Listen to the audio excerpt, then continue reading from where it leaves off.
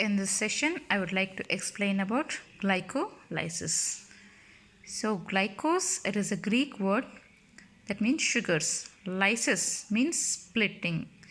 So, glycolysis means it is a partial oxidation of glucose molecule, which is 6 carbon compound, to release 2 molecules of pyruvic acid, which are 3 carbon compounds. So that is partial oxidation, which is occurring in the cytoplasm. And this glycolytic pathway, which is given by 3 scientists, Embedon, Meyerhoff and Pernes. So it is also called as EMP pathway. So this occurs in cytoplasm of a cell, and it is common for all the biological systems. So it is said as universal pathway. Okay, so that means for aerobic organisms and for anaerobic organisms, the glycolytic pathway is common pathway. And in anaerobic organisms, glycolysis is the only means of energy source of respiration which is occurring.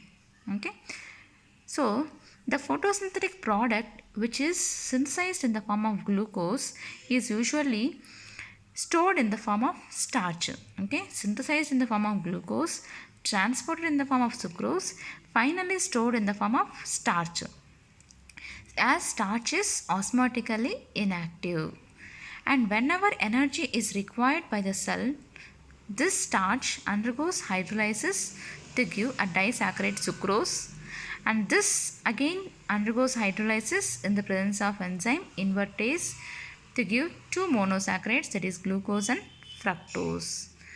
These glucose and fructose enter into glycolytic pathway in the cytoplasm of a cell. So, glucose, which is a 6 carbon compound, undergoes phosphorylation. That means it utilizes the phosphate from ATP source to form glucose 6 phosphate. Okay, so as ATP is used up, it releases ADP. ATP is adenosine triphosphate. In the present, this reaction is catalyzed in the presence of enzyme hexokinase. Next, glucose 6 phosphate undergoes isomerization to form fructose 6 phosphate, as these are isomers. Okay, and in the presence of enzyme hexose phosphate isomerase. Okay, fructose 6 phosphate does not undergo further isomerization. Okay, fructose 6 phosphate, now it undergoes phosphorylation. Okay, that is again it is utilizing the phosphate source from ATP, okay, to form fructose 1,6 bisphosphate, and it releases ADP. This is catalyzed by phosphofructokinase, and this most of the kinases enzymes in glycolytic pathway are activated by magnesium ions. Okay, so it is a metallic activator, and phosphofructokinase is also said as pacemaker of glycolysis, as it is catalyzing the ATP reactions, okay, ATP dependent reactions, and fructose 1,6 bisphosphate which is formed does not undergo a reversible process. That means it is irreversible process. Okay, and this ATP dependent phosphorylation reaction is catalyzed by phosphofructokinase, which is a key step in glycolysis.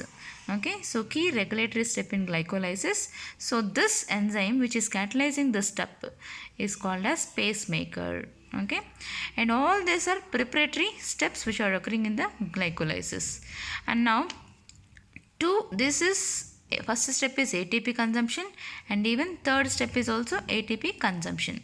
Now fructose 1,6 bisphosphate undergoes cleavage in the presence of enzyme aldolase, okay, to give 1 molecule of dihydroxyacetone phosphate and 1 molecule of glyceraldehyde 3-phosphate, okay, which are 3 carbon compounds. And dihydroxyacetone phosphate will not be able to catalyze the or will not be able to undergo further glycolytic steps.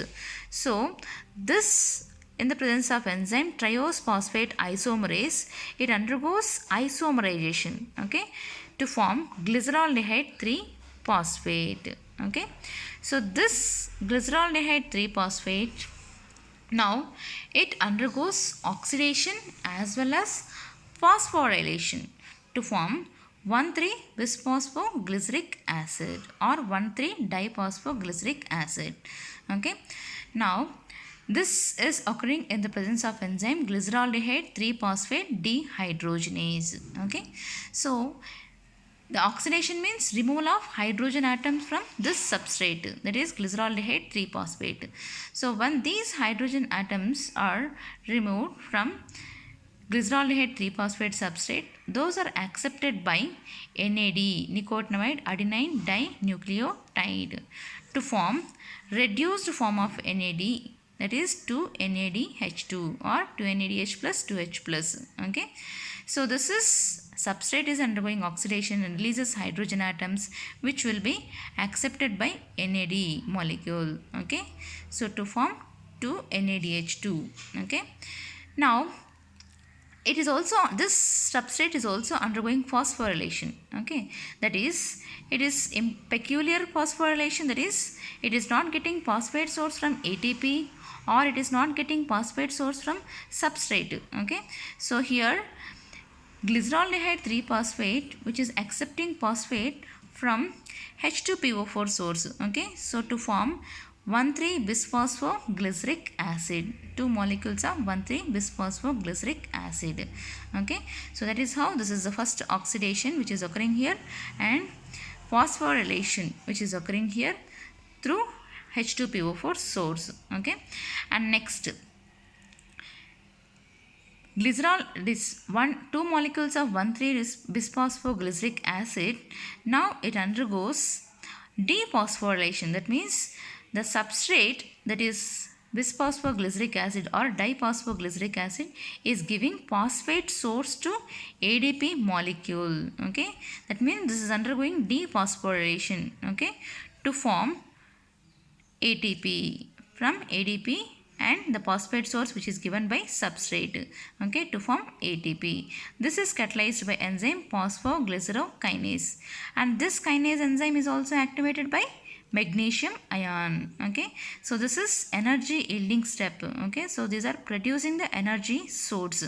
Okay, and this is substrate level phosphorylation, because substrate is giving phosphate source to ADP to synthesize ATP. So this is substrate level phosphorylation.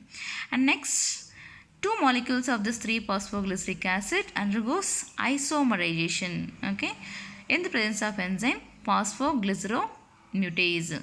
So here to form two molecules of 2-phosphoglyceric acid.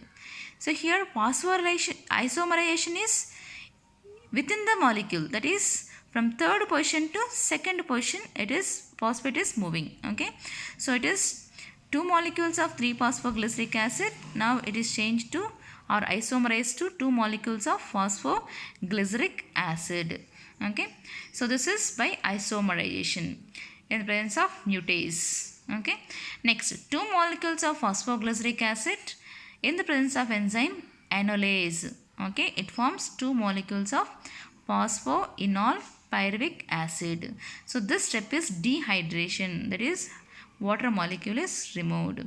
And next, phosphoenol pyruvic acid, now it undergoes again substrate level phosphorylation. Okay, so that is substrate is phosphoenol pyruvic acid is giving phosphate source to ADP to synthesize ATP. Okay, so in the presence of enzyme pyruvic dikinase, which is again activated by magnesium ion, metallic ion.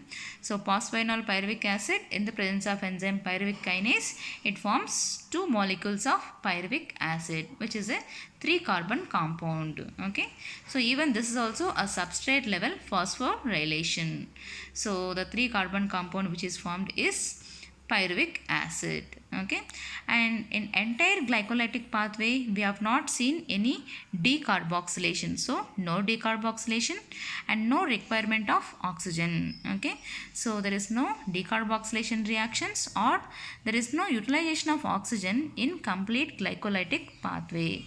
So now this energy yielding step, okay, so from glyceraldehyde 3-phosphate, so this is occurring twice. Okay, that is why 2 NAD molecule gets reduced to 2 NADH2 and 2 ADP in this step to form 2 ATP here, that is 1,3-diphosphoglyceric acid to 3-phosphoglyceric acid, and one more from phosphoenol pyruvic acid to again dephosphorylated by substrate level phosphorylation, again ATP is formed. So here also total 2 ATP will be formed.